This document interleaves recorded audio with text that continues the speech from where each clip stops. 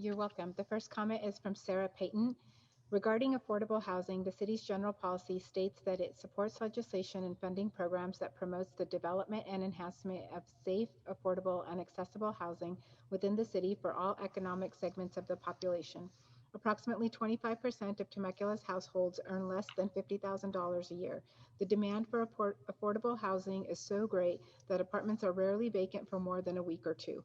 Under lease terms at Warehouse at Creekside, moving from a one-bedroom apartment to a two-bedroom apartment within the complex, while the lease is still in effect, is considered breaking the lease. Therefore, if a single mom and her three children sharing a 500 square foot one-bedroom apartment wants to move into a two-bedroom apartment, real example, she has to pay a penalty to break her lease, pay first month's rent and a deposit for the two-bedroom apartment, and pay the rent on the one-bedroom apartment until it is rented out again. These terms effectively prohibit her from improving her family's quality of life. However, it ensures an annual net income of $374,000 to property owners. How does this align with the city's goal to provide affordable and accessible housing? The next speaker is Laurel Lamont. Conservice is a required monthly tenant fee at Warehouse at Creekside. It is in addition to the rent, and tenants may not opt out. Conservice costs $135 a month, which includes water, trash, sewer, cable service, and parking. Conservice is a non-negotiable fee, even if a tenant would prefer not to incur the added expense of cable or if a tenant does not drive or own a car. Failure to pay conservice results in eviction. Therefore, it is a means to circumvent rent restrictions and profit off the lower economic workforce. Recent correspondence with staff members suggests that the city is unaware of this required monthly fee. Therefore, it is safe to assume that the city's annual audit of Warehouse at Creekside does not include an evaluation of the fees associated with Conservice. Will the city conduct an audit of Warehouse at Creekside dating back as many years as legally permissible to include a calculation of Conservice as monthly rent to ensure property owners are adhering to the rent restrictions? The next speaker is Becky Sulzman. Council members have communicated in both written and verbal form that affordable housing is an important priority to the city. Its general policy states that the city supports legislation and funding programs that promote the development and enhancement of a safe, affordable, and accessible housing within the city for all economic segments of the population. How does a $6 million grant to a for-profit private developer to build warehouse at Creekside and affordable housing complex meet the objective of safe, affordable, and accessible housing? The $6 million gift enabled private investors to create a business which currently yields a net income of $374,000 a year. The only apparent condition to warehouse for Creekside is rent restrictions. However, in exchange for that single condition, private developers received a grant of $6 million, full occupancy to their building, annual profits, working capital, and the right to sell the building for personal profit. How does this align with the city's priority for affordable housing? The next speaker is Courtney Sheehan. Regarding affordable housing, the city's general policy states that it is committed to safe, affordable, and accessible housing within the city for all economic segments of the population. Temecula's lower economic workforce is no less deserving of essential delivery services than the city's affluent population, especially during the COVID outbreak, in which no contact services are a communal requirement. Warehouse at Creekside, a subsidized housing complex, does not provide a secure drop-off location for delivery services. Management has instructed delivery drop-offs to be coordinated with tenants or left outside on a public sidewalk. Besides the obvious issue with leaving essential items on a public sidewalk, this instruction reflects a lack of awareness for the very real dangers that COVID places on our communities and how essential delivery services are at this moment in time. Residents at this publicly funded building should be able to access their deliveries without fear of theft or infection.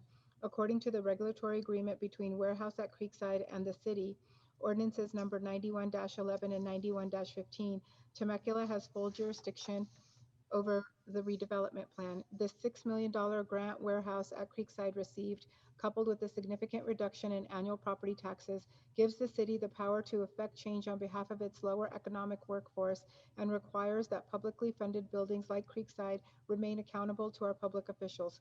Will council members, through either negotiations or a city ordinance, require Warehouse at Creekside to provide tenants with a secure location for delivery services?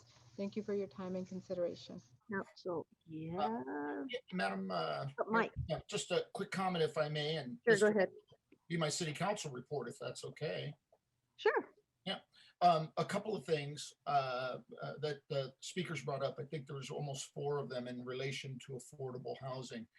First, Mr. City Manager, if you can just look into the affordable housing covenant and see if it requires them to purchase things like cable TV or even internet.